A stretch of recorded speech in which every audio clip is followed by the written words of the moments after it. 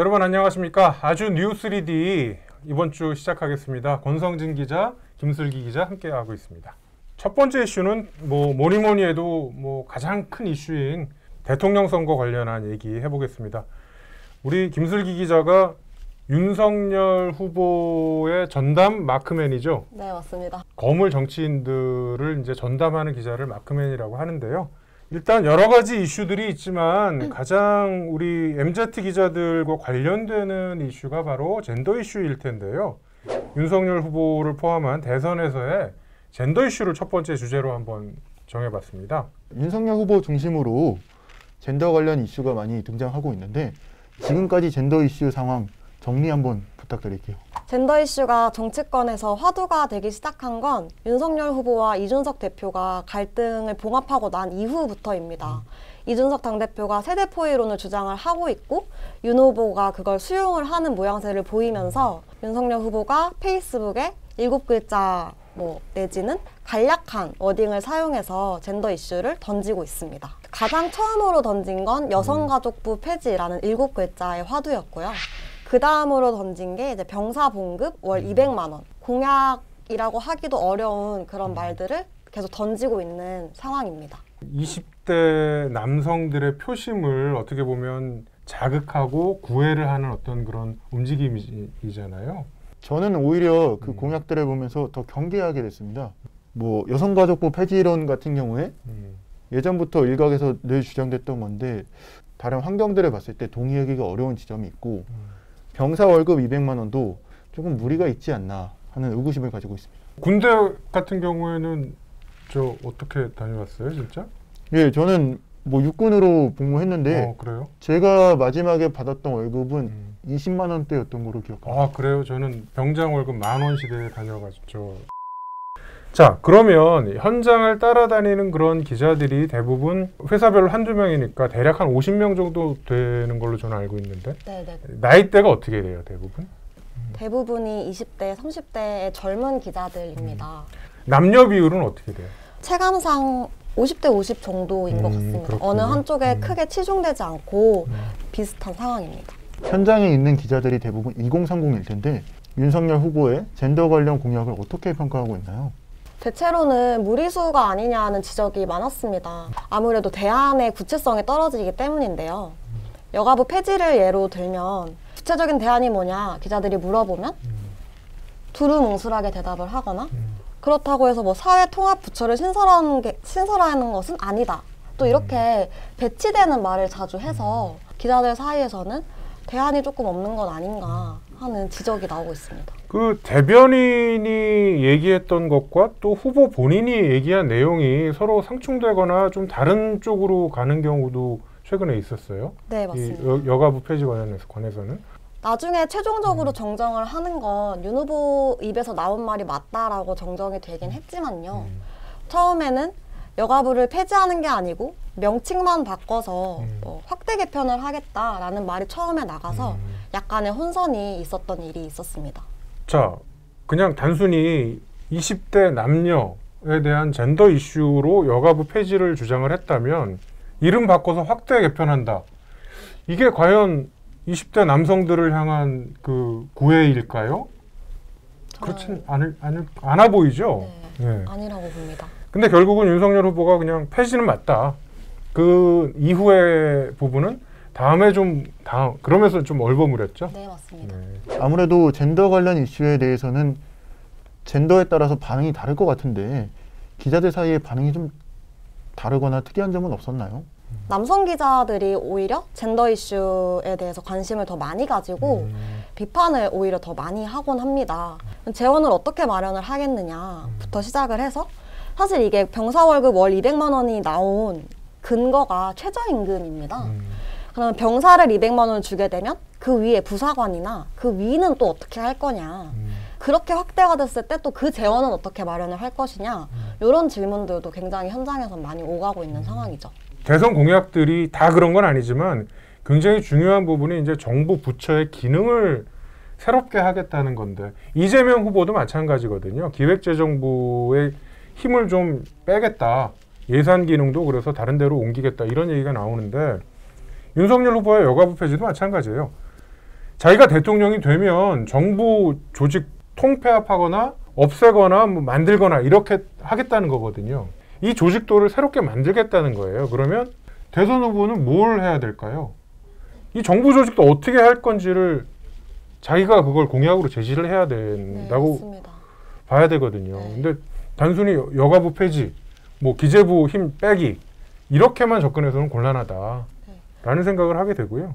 윤석열 후보가 이 정부 조직도에 대한 로드맵이나 구체적인 청사진을 그리지 않고 있다는 게 저는 현장 기자로서는 제일 아쉬운 부분입니다. 네, 제가 알기로 뭐 대선 후보들이 이제 뭐 공약을 발표할 때 이른바 청와대 안에 뭐 개편도 말을 하는데 대선이 얼마 남지 않은 만큼 빨리 구체화가 됐으면 좀 좋겠다는 그러니까 이게 이제 다시 한번 제가 말씀을 드리면 부처의 조직을 개편하는 게 주가 돼서는 안 되고 정부가 해야 하는 기능 이거를 과연 어디까지 늘리고 줄이느냐 그 부분에 밑그림을 좀 그려야 된다라는 말씀이에요. 예를 들어서 여가부다 그럼 여성 정책, 가족 정책 이거는 아예 기능을 없애버린다는 게 아니고 그럼 그 기능을 과연 누구한테 얼마만큼 어떻게 인력과 예산을 배치를 할지 그 청사진이 없고 단순히 조직 개편 이건 굉장히 공허하다라는 말씀입니다. 두 번째 주제는 안철수, 윤석열, 안철수 두 사람의 단일화에 대한 얘기입니다. 제가 며칠 전에 칼럼을 썼는데요. 단어를 하나 만들어냈습니다. 안철수는 철수니까 CS잖아요. 윤석열은 성열이니까 SY예요. 그래서 합치니까 CSY 단일화라는 명칭을 제가 붙였는데 그거를 DJP 연합과 한번 비교를 한번 해봤습니다. 혹시 두 분은 DJP 연합에 대해서는 들어보셨나요? 네, 논문으로 봤습니다. 아, 논문으로요? 우리 저 저도 슬기 기자는. 대학교 다닐 때 수업 시간에 들었던 아, 그래요? 네, 기억이 아, 납니다. 정치나 사회 수업에 DJP 연합이라는 단어가 나오는군요. 네, 그렇죠. 1997년 대선 때고 그거 이루어지는 게 96년이니까 벌써 정확히 25년 전이네요. 자, DJP 연합과 CSY 단일화 이게 차이가 굉장히 크다는 칼럼이거든요, 제가. 실질적으로 제일 그 차이가 많이 나는 부분이 그 두 후보의 지역 기반이 어디에 있느냐인 것 같아요. 김대중 전 대통령은 호남에 지역 기반을 두고 뭐 김종필 전 총리는 충청에 지역 기반을 뒀다면 윤석열 후보와 안철수 후보는 어떤 지역 기반을 두고 있나요? 지금 현재 대선을 취재하는 네. 슬기 기자가 더 잘 아는 거 아닌가요? 그러니까요. 그러니까 이렇게 물어볼 정도니까 네. 지역에 대한 기반이 없다라는 거잖아요. 그러니까 여러분들이 좀 어릴 때까지만 해도 사실은 지역 정서와 지역 감정에 기반한 표가 아주 많이 영향을 미쳤거든요. 지난번 대선 같은 경우에는 문재인 대통령이 고향인 부산에서 뭐 압도적으로 그 표를 많이 받거나 그러진 않았고요. 물론 2012년에 이제 박근혜 대통령 같은 경우에는 TK의 몰표를 받긴 했지만 어쨌든 특히 이번 대선 같은 경우에는 지역 기반을 딱 가지고 있는 후보가 없는 거의 두 번째 대선 아닌가? 라는 생각이 들거든요. 윤석열 후보 고향 어디예요? 윤석열 후보 저 아버지가 충청이고 네. 윤석열 본인은 후보, 서울에서 네, 태어나서 서울에서 본인은 계속 자랐어요. 그렇다고 해서 네. 사실 제가 TK 일정도 현장에 네. 가본 적이 있는데 네. 이제 TK 가서는 이제 대구 지방검찰청에서 일했던 그 경험을 가지고 와서 대구는 나의 제2의 고향이다 이렇게 말씀하시기도 하더라고요. 그러니까 제2의 고향이다, 마음의 고향이다, 제 어떤 부모의 고향이다. 그런 식으로 이제 충청과 TK와 호남을 가면서 이제 그런 얘기를 많이 하고 있고 윤석열 후보는 안철수 후보 같은 경우에는 태어나긴 부산에서 태어나서 고등학교까지 이제 부산을 나왔고 그 다음에 이제 서울로 올라왔는데 안철수 후보가 또 부산 사람이냐? 우리 그렇게 인식하지 않으시잖아요. 잘. 예, 맞습니다. 그렇죠. 그러니까 한마디로 DJP는 DJ 호남, JP 충청이라는 강력한 지역적인 기반이 있었는데 CSY, CS, 철수, 부산? 아니다. 그냥 지역 기반이 없어요. SY, 지역 기반 없죠. 네. 그렇죠? 맞습니다.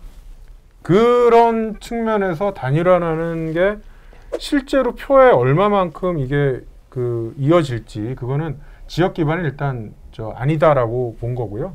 자, 그럼 이념적으로는 어떻게 될까요?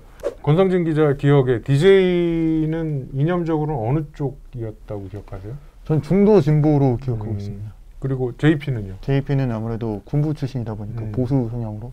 JP가 박정희 전 대통령의 조카의 남편이에요. 자, 그러면 중도 진보 보수 간의 결합이면 뭔가 시너지가 분명히 있었거든요. 그건 결과적으로 나타났어요. 그럼 CSY는 어떨 것 같아요? 우리 현직 정치부 기자인 슬기 기자가 보기엔. 아무래도 윤석열 후보와 안철수 후보가 단일화를 한다는 것 자체가 야권 단일화라고 하잖아요. 그렇죠. 네. 그러니까 두 후보 자체가 성향이 보수적인 성향을 굉장히 많이 띠고 있어서 어떤 시너지가 날 수 있을까 하는 좀 의문점이 생기긴 합니다. DJP 연합 같은 경우에는 일단 또 어떤 차이가 있냐? 정치 내공, 정치 공력이 다르거든요. 일단 DJ와 JP는 몇 년 정치 경력이에요? 97년 기준으로 김대중 전 대통령은 40년 정도의 정치 경력이 있고 김종필 전 총리 같은 경우도 35년 정도의 경력이 있는 걸로 알고 있어요. 그래서 제가 아까 촬영하기 전에 권성진 기자랑 살짝 얘기를 나눴는데 비율을 되게 참신하게 하더라고요. DJP 연합의 경우 뭐 대학생 2명이 연합하는 느낌이라면 CSY 연합의 경우 초등학생 2명이 연합하는 느낌이지 않나. 제가 그런 식으로 비유를 한 적이 있습니다. 일단 96년, 7년 DJP 연합이 이루어질 당시를 놓고 봤을 때 DJ는 40년, JP는 35년. 그래서 두 분이 합치면 75년이거든요. 근데 윤석열 후보 같은 경우에는 지금 정치에 본격적으로 입문을 한 게 지난 3월부터니까 10개월인 거죠. 네, 1년이 채 되지 않았죠. 안철수 후보 같은 경우에는 2012년 대선 그 전에 2011년부터 계속 정치 입문을 했기 때문에 두 사람이 합치면 이제 11년 정도 되는 거죠. 대한민국을 위한 정치적인 시너지가 과연 나타날 수 있을까라는 부분에 대해서는 참 좀 우려스러운 부분이 좀 있어요. 그리고 또 중요한 건 DJP는 대통령과 총리 이 부분을 명확하게 권력을 나누기로 약속을 했거든요. 내각제 개헌을 통해서 그걸 약속을 해서 문서로까지 해서 사인을 했단 말이죠. 근데 CSY는 어때요? CSY의 경우 지금 대선까지 한 60일도 채 안 남았는데 이 부분에 대한 논의가 사실상 공백이라고 볼 수 있습니다. 지금 단일화 앞두고 서로 단일화에 디귿자도 안 꺼낸다. 우리는 그런 생각 안 한다라고 양측이 얘기하고 있잖아요. 현재 여론조사상으로는 경쟁하고 있는 사이기 때문에 단일화 얘기를 섣불리 먼저 꺼내기도 힘든 상황이거든요. 네, 맞습니다. 실제로 국민의힘 당직자들이나 국민의힘 내부에서도 단일화를 먼저 꺼내는 측이 사실상 패배를 인정하는 접고 들어가는 거죠. 네, 패배를 인정하는 셈이 돼버리기 때문에 절대 서로 먼저 단일화를 꺼내지 않을 거라고 예측하기도 하더라고요. DJP 연합 같은 경우에는 거의 한 1년 정도 시간에 걸쳐서 양측의 실무자들과 그리고 DJP 본인들이 각각 정말 물밑에서 심도 있는 논의를 했거든요. 그래서 결국 공동정부라는 거를 탄생을 시켰는데 CSY 같은 경우에는 이게 뭐 공동정부 얘기도 일부 나오지만 거친 표현으로 몰빵 하는 그런 단일화 말고는 지금 현재 그닥 그렇게 서로 권력을 나누기가 쉽지 않아 보이거든요. 그런 혼돈의 카오스가 과연 나타날지 아니면은 지금 구도대로 갈지 우리 뭐 사회부 현장에서나 정치부 현장에서 계속 잘 지켜봐 주시기 바랍니다. 세 번째 주제는 월요일부터 시작된 방역 패스의 도입 그리고 그게 전면적으로 실시된 현장을 다녀온 권성진 기자 얘기를 좀 들어보겠습니다. 네, 저는 영등포에 위치한 대형 쇼핑몰 그리고 백화점, 대형마트 그리고 두 곳의 대형마트 이렇게 총 4곳을 다녀왔습니다. 대형 쇼핑몰과 백화점은 젊은 사람이 많아서 좀 비교적 진행이 매끄러웠던 반면에 대형마트는 아무래도 방문 고객의 연령이 높다 보니까 일부 혼선도 보여지는 모습이었습니다. 인상 깊었던 사례는 아무래도 노인들의 사례였습니다. 노인들은 이제 스마트폰 같은 기계를 다루는 게 익숙하지 않다 보니까 QR코드 대신 주민센터에서 발급한 스티커를 보여주는 것으로 대체하기도 했습니다. 일부 직원들은 약간 처음 보는 듯한 모습을 보이기도 했고, 일부 직원은 요거 뭐 가능하다 이렇게 매끄럽게 진행하기도 했습니다. 백신 패스도 그렇고 그게 다 디지털화, 핸드폰, 스마트폰 안에서 대부분 다 이루어지기 때문에 그 어려움을 호소하는 어르신들이 되게 많았을 것 같아요. 네, 맞습니다. 그래서 뭐 어떤 어르신의 경우 제가 가서 직접 대화를 나눠봤더니 우리 딸이 주말에 와서 해주기로 했는데 아직 좀 어렵다 뭐 이런 반응들을 많이 보였습니다. 그럴 땐 옆에서 좀 해주시지 그랬어요. 제가 또 마감에 쫓겨서 아이고. 가르쳐주는 그런 뭐 영상이나 아니면 정부의 어떤 뭐 대책 뭐 이런 부분은 없었나요? 서울시나 아니면 구 차원에서 뭐 방금 말씀하신 키오스크도 그렇고 아니면 스마트폰 사용법 이런 이제 강의들을 열고 있는데 네. 코로나 때문에 잠정 중단된 경우도 있었고 이뤄지더라도 얼마나 많은 노인들이 거기에 참여하느냐 이게 조금 다른 문제일 것 같습니다. 그러니까 예를 들어서 대형 백화점이나 마트 같은 경우에는 찾아오는 손님들이나 고객들이 많잖아요. 그러면 모니터 이렇게 준비해서 그 핸드폰 이렇게 보여주고 그 다음에 어떤 식으로 하라라고 유튜브 동영상을 틀어줘도 될 것 같은데 그런 데는 혹시 없었어요? 저도 지금 처음 들어보는데 예. 그런 건 제가 본 적이 없습니다. 그렇죠. 예. 그냥 방역 패스 내세요. 이거 뭐 찍으세요. 그 정도밖에 없는 거잖아요. 예, 맞습니다. 그리고 조금 더 친절한 경우는 네. 직원이 좀 직원이 해주는 거. 예, 그 정도. 근데 해주는 것도 그거 한두 명이죠. 그 줄 서서 그거 기다릴 수도 없을 거 아니에요. 예, 맞습니다. 그래서 직원하고 이제 어르신하고 어르신이 통과하고 나면은 어르신은 한숨 쉬고 직원도 한숨 쉬고 이런 모습들을 볼 수 있었습니다. 그러니까 제가 이제 그것도 한 3, 4년 전으로 기억을 하는데 키오스크 포비아라는 단어를 제가 만들어냈어요. 후배가 써온 그 디지털 격차에 대한 기사 제목으로. 근데 지금 역시 마찬가지로 방역 패스 포비아한 거잖아요. 그렇죠? 그분들 입장에서는. 이렇게 실생활과 밀접한 공간인 대형 쇼핑몰과 마트를 좀 꺼리는 어르신들도 생기지 않을까 하는 우려도 듭니다. 그래서 지난 일요일에 마트랑 백화점 가셔서 쇼핑해서 아니면 생필품 산 그런 분들 되게 많았어요. 예. 그 가급적 현장 취재를 하면 야 이렇게 한번 해보면 어떨까 이런 그런 아이디어들을 좀 우리가 기사로 좀 많이 썼으면 좋겠다는 생각을 해요. 예. 현장을 다니시면서 생각나는 것들을 기사에 적극 반영하시는 게 어떨까요? 예, 그렇게 노력하겠습니다. 제가 좀 더 분발하도록 하겠습니다. 네, 저희가 뭐 여러 가지 이제 업무적인 부분이 좀 과하게 작용을 해서 꾸준히 목요일 저녁에 찾아뵈야 하는데 최근에 좀 그렇지 못한 주가 많았습니다. 그 부분 시청자분들 다시 한번 사과드리고요. 양해 부탁드립니다. 이번 주는 그래서 이렇게 인사드리겠습니다. 다음 주에 만나자고요. 저희 다음 주에 만나요. 제발.